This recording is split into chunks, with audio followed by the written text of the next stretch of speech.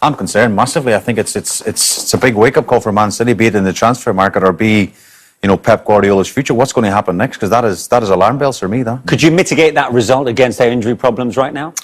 You could, but why wait for we're a week to go in the transfer window to get one of the richest clubs in the world? Let's not get away from Man City. They've got fantastic backers, fantastic owners. Why not get these players in a month ago so they can start the season with them? So I don't understand why you'd wait till the last week to get players, and they should have had them done weeks ago.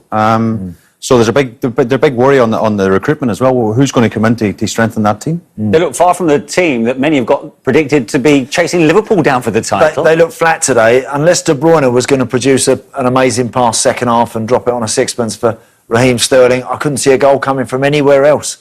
They were resorting to long distance shots from 25, 30 odd yards, which, when you've got Man City doing that, you know that you've got them rattled. But Leicester, they defended good. I didn't see Johnny Evans stretched, Soyuncu stretched really, Amati at the back, Shay.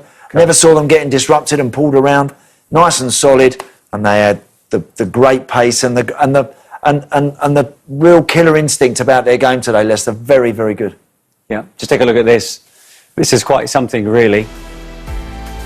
Pep Guardiola's career, and in terms of all the results so far, today's games certainly have given us plenty to talk about. We've got one game still to play. That's West Ham United against Wolves.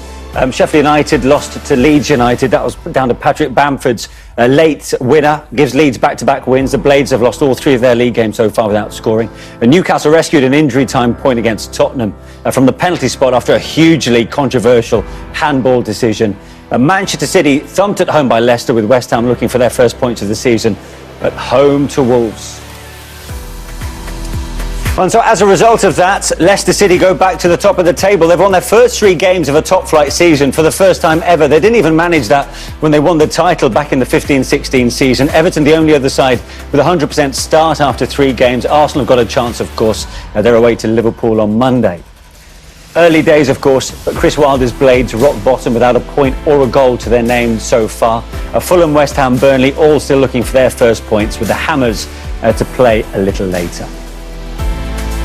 You've been part of a fair few famous Leicester wins. Is that right up there with the best of them? No, do you know what it was? I think it was a good performance. We knew that we weren't going to have too much of the ball, so we've set up to infuriate them a bit, try and keep the likes of Rodri off the ball, and when we get it, make a few passes, try and break through their counter-press and then be onto their defensive line. And today it's worked an absolute treat. 25 minutes in, were you worried? No, we weren't worried. They obviously got a great goal to start with, but we knew that if we stuck to his plan that we were always going to create chances ourselves. So obviously to get them like we have, and we've put them all away, so happy days. You scored 2 penalties, won 2 penalties. It is a big part of your game. How do you do that? Is it just a case of getting your body in front of the defender and letting them make the mistake? No, I think it's just one of them. If you're both running at speed, I think it's whoever gets there first are always going to be fouled by the player behind, and I've managed to just get my body in front both times and been clipped, so definite penalties. You're going to have to talk us through your second goal. I don't know how you got that elevation on it. Yeah, I couldn't tell you myself. I was just sat on the bench. The lads were calling it a Johan Dink. I think Gary Neville might have said that in commentary as well. They're nicking it off Gary Neville. No, I think with the keeper, as soon as you open your legs as if you're going to let it go, I think they're obviously contemplating going straight through as a cross, so I've just managed to get something on it. It's just managed to go over him. Gary was also saying in commentary that there's maybe a symbol of the class, the subtlety you've added to your game over the years. Is that fair? I always want to improve. It don't matter how old I am. Obviously I'm one of the senior players now, but you want to keep improving each day, and I'm hoping that I'm doing that on the training field. So now it's have a rest tomorrow to recover and get back out there, try and improve even more, and look forward to next week. I don't know what the final total was in terms of your touches, but you only had 8 in the first half. How are you able to be so efficient, like be sort of on the periphery? No, it's one of them. Sometimes the gaffer asks me to stay away from the ball, try and create as much space as I can for other players to have enjoyment on the pitch. And today it was different. It was dropping and kind of do a man marking job on Rodri. I knew we weren't going to have too much of the ball, but it were all about making sure it was quality when we did have the ball, and like I said, to go through and get the goals to come out with the wins. Really good for the lads. How's the groin? No, it's fine. I've just got just got a slight issue with my hip. I think it's a bit of growth in one of the bones. It just clicks every so often and just gives me a bit of pain, but it's no issues. Okay for next game? Yeah, I'll be absolutely fine. Annoyed you couldn't take the third penalty? No, like I say, it's good that the goals are getting shared around. Shows how much quality we've got and the attacking threat we've got. Thank you, well done. Cheers, thank you. Mortem, no doubt, over Manchester City's failings. It's only right, really, we give Leicester credit, and particularly that man, who at 33 seemingly is getting better with age, Andy. He does. I think he's the one thing I think that Jamie Vardy has always managed to maintain. He's always known what he's good at. And his best attributes are his willingness, his pace, and his just sheer endeavour. On top of that, now he's added notable class and quality with his finishing. It's a lot more accomplished now. When he makes his runs, as you get a bit older, you start to less frequent with the runs, but there's more intensity and more intent in them. And if they keep providing him, he's gonna score plenty of goals for them again this season. I think he's an outstanding player. We have to look at that second goal. I mean, that's as cheeky as they come, isn't it, Shay? For Ederson, the goalkeeper hasn't done a lot wrong. You know, he spread himself, and it's just an unbelievable finish by Jamie Vardy. They flick it over the outcome in Ederson, but you know, we'll look again at the defender from Man City is all over the shop, to be honest. But the finish on the end, Manish, is just sublime. You know, I think he's a phenomenal finisher. What about Ederson?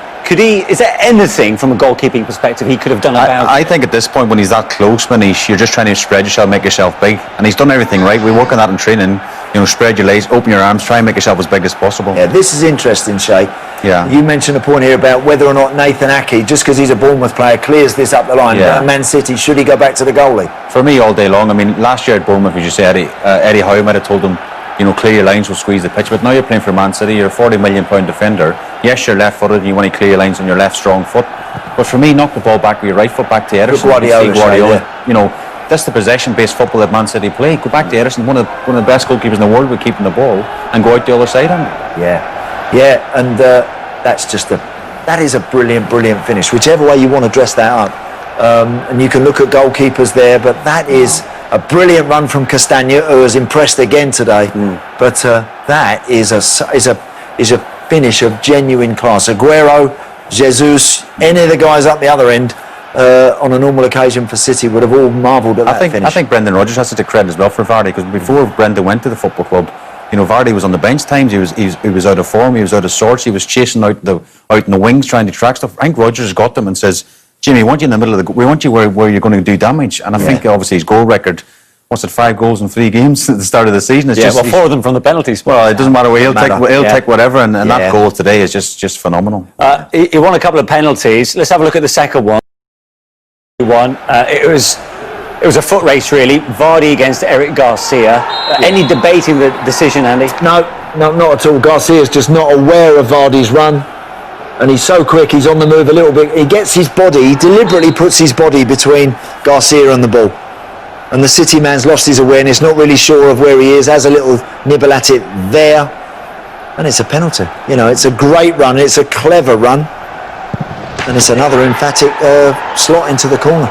Yeah, he changed his sides. A bit of a poker game then, because his first penalty went to the keeper's right, and now as a goalkeeper you're thinking, is he going to go the same again? And I thought he would, because it was so emphatic, his first penalty, but it's a great finish. Andy, I know you want to say something, but let's just digest this graphic, because this is quite something. Only 3 times has a player scored a hat-trick against a Pep Guardiola side. Jamie Vardy has done it twice, and Lionel Messi is the other one, back in October 2016. No, but again, brilliant, absolutely phenomenal stuff. The one thing I would say for Vardy, defenders, when you're playing against him, you know he doesn't stop running. You know he's always making darting 8-10 yard runs. You should as defenders, you should communicate, I think, and be aware that this guy is always going to be. He's always going to be threatening the back of your shirt. He's always running in behind. You must know that you can't rest, and if you don't focus and concentrate, and every penalty City give away today was avoidable if they'd have had more focus.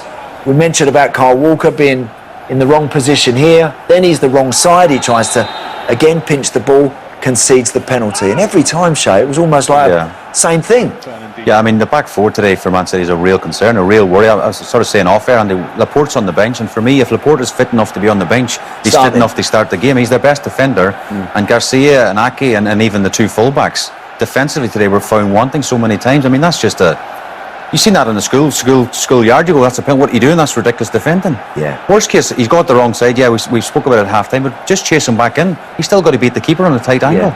It's poor Do you know, defending. at the start of the show today, we spoke about when you see a back four like that with Aki and Eric Garcia, with respects, and over the years we've seen Company and we've seen all these other amazing players playing at the back for City. When you see that, Vardy would have fancied today. He would have fancied it. He'd have said, "Get the ball into me as much as you can." We saw some great goals today. I mean, we saw Mahrez, we saw Vardy's cheeky second.